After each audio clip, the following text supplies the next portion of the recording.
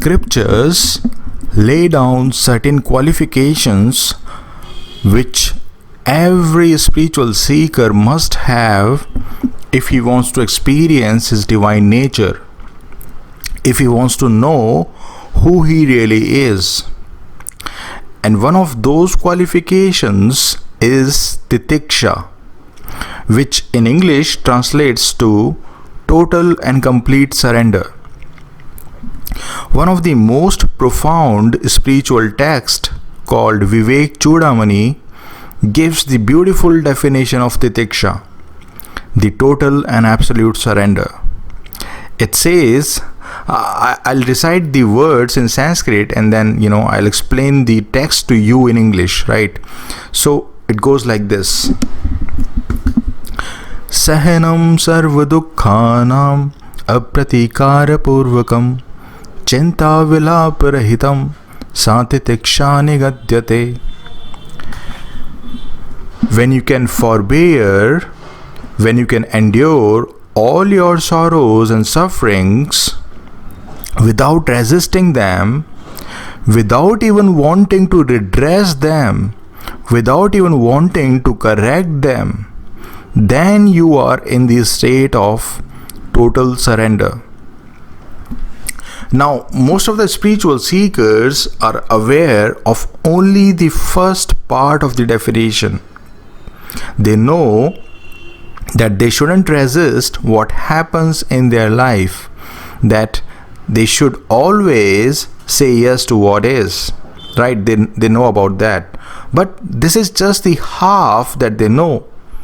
They don't know anything about the other half of the definition, where the real magic happens. The other half of the definition says that you shouldn't even try to seek solutions to the difficult situation that you are in. You shouldn't even try to know why something is happening with you. And you all know that this is the case generally. You just want to know the reason why something is happening with you, right?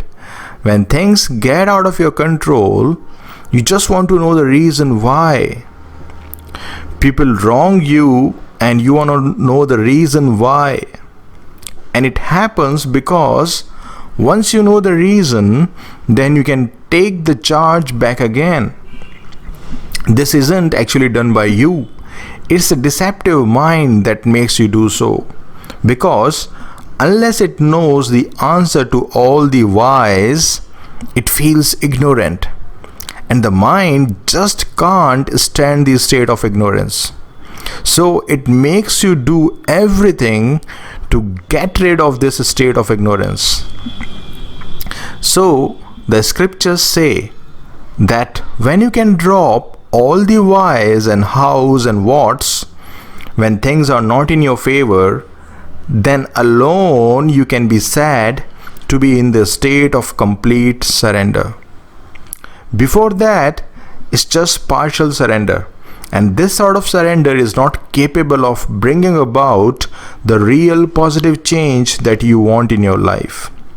If you really want to know who you really are, if you want to experience the divine within yourself, if you really want the real transformation in your life, then you should stop asking why something is happening with you, why people are behaving the way they are doing right now.